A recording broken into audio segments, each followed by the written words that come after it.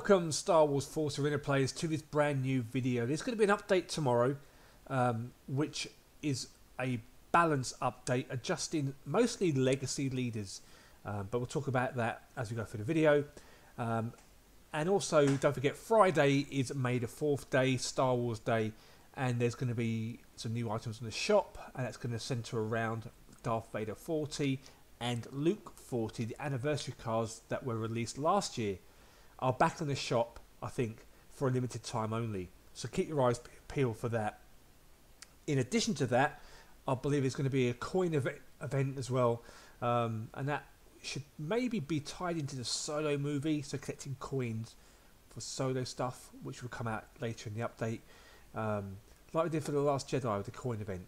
Although I wasn't playing the game when that came out, but I think it's going to be about the same kind of things as that. But once that comes up, obviously we'll dive into it and talk about it. Back to the update. So this week, tomorrow, there's going to be an update, and it's really about leaders being balanced, especially some of the older leaders. We'll jump into Luke. Luke's having his special ability adjusted to give him a bit more love and attention. So his special ability being the button that you press. They've added an effect to decrease 20% damage from enemies. Duration has been reduced from 30 seconds to 25, so you can use it a bit more often in a game. 25 seconds is probably going to be looking to use it 3 times if you're lucky, maybe 4 if the game draws out a bit longer, maybe even 5, depends how much of the battle rages on for. Ben Kenobi's had a change, and this is quite an important change, I think, as well. So when you drop down Ben Kenobi right now, he doesn't always convert troops, and when he does, it's really pathetic. He'll just convert 1 or 2, and you think, really? Come on, Ben, you've had all week to flipping wave your arm. I know you're old, but come on. So, along with Luke, Ben's had his adjustment made there. So, as you can see, they've increased his hit points by a couple of hundred nearly, which is good. But his mind trick has also been adjusted too. So, now when you deploy him in a battlefield, he will immediately convert organic units if they're in range. See how it works. Now, this change to Poe Dameron has got to be one of the dumbest changes in the game. And it makes no sense, and the reason why it makes no sense to me is because the thing about Poe is, the idea is that he's got his airstrikes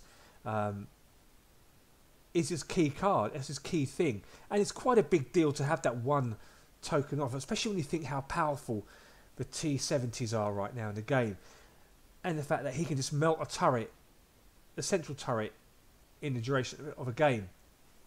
But they say that he's a bit too weak, which he is, and his movement isn't very good, which it is.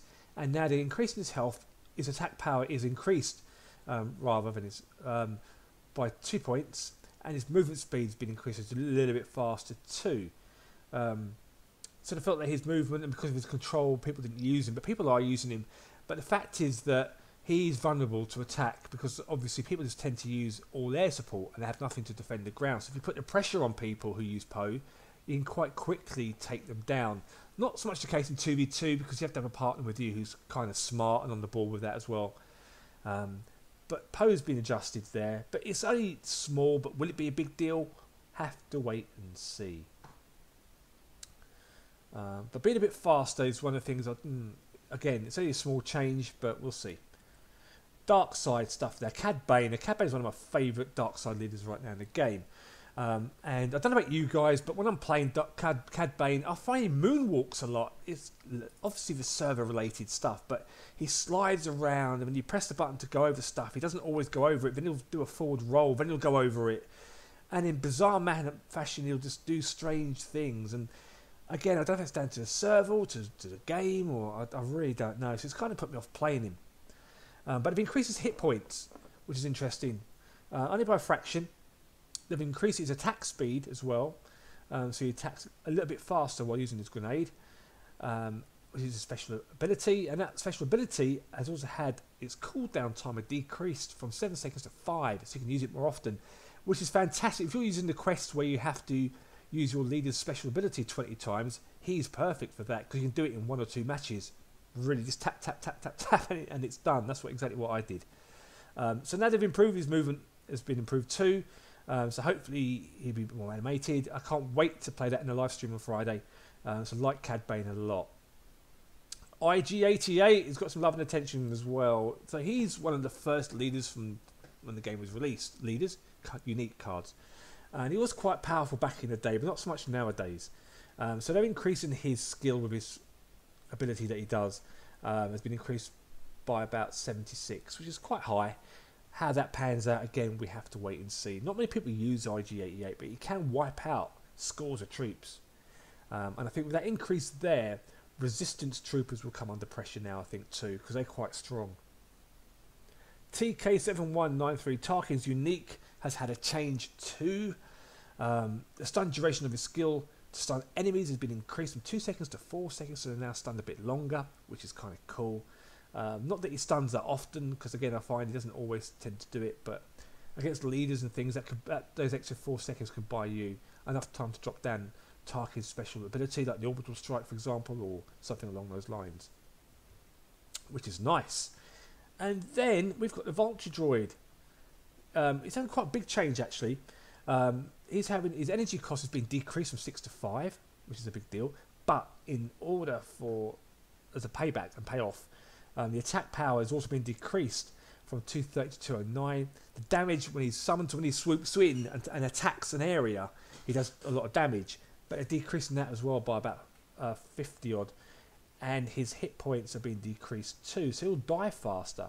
But at level 1 in 2v2, he already dies relatively quickly right now. So that's going to be an interesting change to see how that plays out. But in 1 versus 1, that might make a bit of difference, because bearing in mind this is really about 1 versus 1, these balance changes. And then finally, and this for me is important, I think, this update here, and it indicates what is going to come up in 3.0. And for me, it indicates without question what will replace the premium booster. So, as you see there, it says opening victory pack and acquiring battle rewards will be removed from a daily mission. And that is interesting. Now, the reason for that, I think, and as I mentioned in the 3.0, let's talk about 3.0 video, I firmly believe they're going to be removing victory packs in 3.0. And that, for me, just cements that idea and verifies that's what's going to happen. I think victory packs will be removed. I think the battle rewards could be removed too. And it will be focused about getting cards.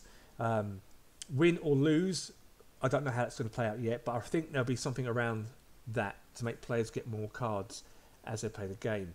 And by opening victory packs, taking victory packs out of the equation means that if you win or lose, you get a pack.